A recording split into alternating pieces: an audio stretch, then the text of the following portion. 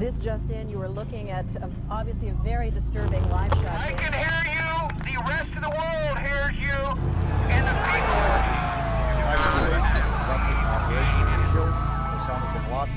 Today, the World Health Organization officially announced that this is a global pandemic.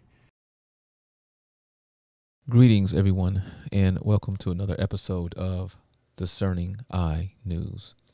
Across the internet, a flood of information has poured in concerning synthetic life forms, and an epidemic of stillbirths and menstrual cycle changes are having women worried across all racial and economic classes. But first, we'll get into synthetic life. Synthetic life, living, reproducing xenobots designed by artificial intelligence. It is said technocrats invent because they can, not because there is a demonstrated need to do so. Synthetic life designed by AI is a holy grail of both technocracy and transhumanism, taking humanity closer to the Great Reset, or some would say the singularity. It is not known what will happen when synthetic cells interact with organic tissue. In a potential breakthrough for regenerative medicine, scientists have created the first ever living robots that can reproduce. The millimetry-sized living machines called Xenobots 3.0 are neither traditional robots nor a species of animal, but living, programmable organisms. Made from frog cells, the computer-designed organisms created by a U.S. team gather single cells inside a Pac-Man-shaped mouth and release babies that look and move like their parents. The scientists in the U.S. who created the first living robots say the life forms, known as xenobots, can now reproduce in ways that plants and animals cannot. According to a university press release, in this new form of replication, these robots ingest single-cell organisms and release babies that look and move like them. People have thought for quite a long time that we've worked out all the ways that life can reproduce or replicate, said study co-author Douglas Blackiston, the senior scientist at Tufts University, in a statement. But this is something that's never been observed before. The millimeter-wide xenobots are made of living cells extracted from frog embryos. Frogs have a way of reproducing that they normally use, but when you liberate the cells from the rest of the embryo and you give them a chance to figure out how to be in a new environment, not only do they figure out a new way to move, but they also figure out apparently a new way to reproduce, said Michael Levin, a professor. Self-replicating living biorobots could enable more direct, personalized drug treatment for traumatic injury, birth defects, cancer, aging, and more. Xenobots are the work of biologists and computer scientists at Tufts University and the University of Vermont, who have detailed their creation in a new study. We found xenobots that walk, we found xenobots that swim, and now, in this study, we have found xenobots that kinematically replicate, said study author Joshua Bungard, a computer science and robotics expert at the University of Vermont. We have discovered that there is this previously unknown space within organisms or living systems, and it is a vast space. If we knew how to tell collections of cells to do what we wanted them to do, ultimately, that is regenerative medicine. That is the solution to traumatic injury, birth defects, cancer, and aging, said Michael Levine at Tufts University.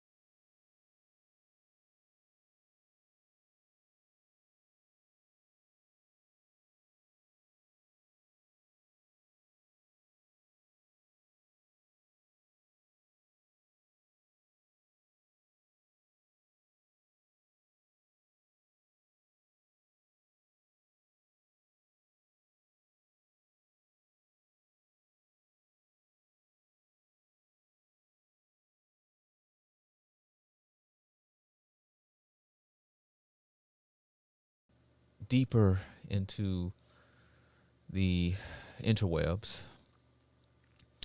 sudden surge in stillbirths and menstrual cycles changes.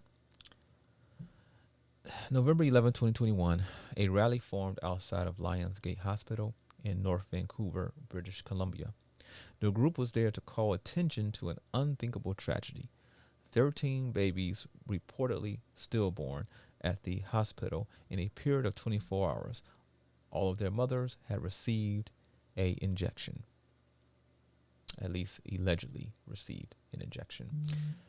In a typical month, there may be one stillborn baby at the hospital, one of the protesters said, making the 13 stillbirths highly unusual.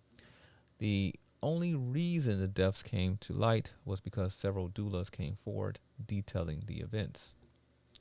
Vancouver Coastal Health has disputed the reports of stillbirths at Lionsgate Hospital, stating there is no truth to this claim. There has been no notable change to the incidence of stillbirths in the region throughout the last 2 years. However, after speaking with police outside of the hospital, Dr. Daniel Nagas and Dr. Mayor Bruchette started an official investigation, and Nagas launched an official complaint with the Royal Canadian Mounted Police against executives at the College of Physicians and Surgeons of British Columbia, alleging conflicts of interest influencing their policies, decisions, and statements made to the people of British Columbia. If any of the executives hold stocks, bonds, or mutual funds, for instance, that gain value with increased sales of pharmaceuticals, Nagas said, then that is a conflict of interest that should have been declared. The implication is that it can also influence their likelihood of further investigating the unusual number of stillbirths that occurred at the hospital, particularly in relation to the injection that their mothers received. There has also been, allegedly, a spike in newborn baby deaths in Scotland.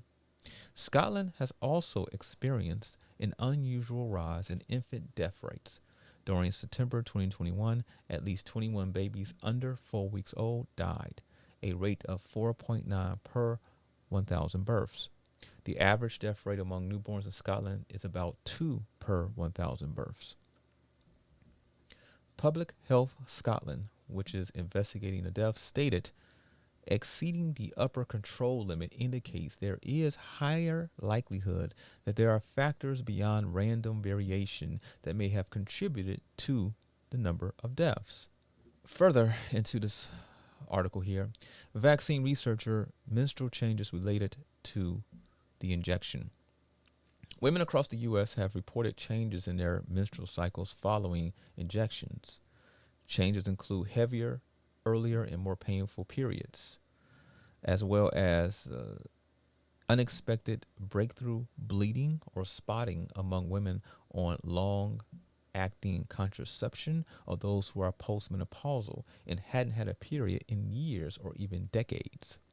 Health officials have tried to brush off the reports, but they have become too numerous to ignore. Gunveig Groelang, a Norwegian vaccine researcher with the University of Oslo and Oslo University Hospital, told TV2 there are sufficient numbers of women who are experiencing changes, not just in Norway, but also abroad, to make it likely that this is connected to the injection. Kate Clancy, a human reproductive ecologist and associate professor of anthropology at the University of Illinois Urbana-Champaign, and Catherine Lee, a biological anthropologist studying women's health at Washington University School of Medicine in St. Louis, also have more than 140,000 reports from those who had changes in their period following injections, which they are formally documenting in an open-ended study. You can't make an informed decision without the facts. At this time, women are not being warned about the potential risk for miscarriage, menstrual irregularities, and even fertility that have been uncovered. But it is an urgent matter that must be investigated so people can make an informed decision before consenting to an injection that could have serious reproductive effects. In the world, they're tossing around theories about the ultimate mystery. Why are women infertile? Why can't we make babies anymore? Some of them say it's genetic experiments, gamma rays, pollution, same old, same old. Anyway. It should be widely known, however, that Jancy Chun Lindsay, PhD, a prominent toxicologist and molecular biologist who works with MD Anderson Cancer Center, Houston, spoke at the CDC's Advisory Committee in Immunization Practices meeting April 23, 2021. The focus of the meeting was blood clotting disorders following injection shots. And Lindsay spoke during the public comment period, calling for all gene therapy vaccines to be halted immediately due to safety concerns on several fronts, including fertility. Lindsay warned that several red flags exist, that an entire generation could be at risk of sterilization if injections are not stopped until more research is conducted. Yet still, even with these dire warnings with great loss, primary care physicians and governmental bodies are urging women to get the injection sooner than later. If you have a story, a tip, an expose that you would like to submit, known or unknown, you can submit it at tips@discerningeyenews.com. That is tips@discerningeyenews.com. You can also send it to us on our Telegram channel, which is the Discerning Eye. Until next time, take care.